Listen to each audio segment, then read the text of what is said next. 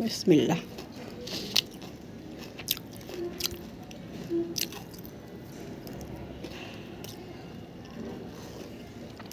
এই ঠান্ডা দিনে ডালের বড়া দিয়ে ভাত খেলে অনেক ভালো লাগে।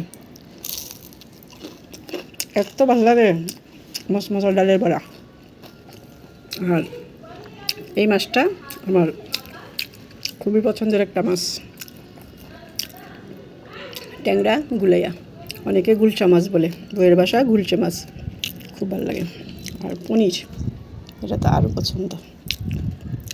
আর ডালের বড়ার সঙ্গে শশা মাস্ট, একটু সস।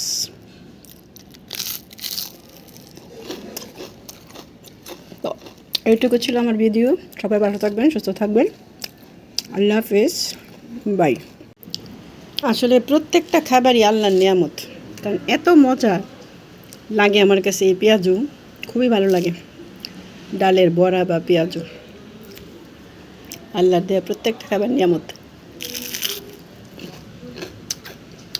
আর এখানে আছে খাবার পরে একটু ডাল।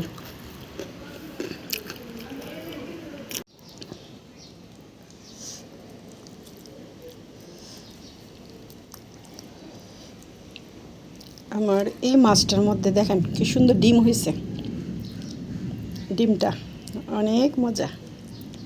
ইলিশ মাছের ডিম আমার বেশি ভালো লাগে। আর গুলশা মাছ, পুঁটি মাছের ডিম অনেক মজা।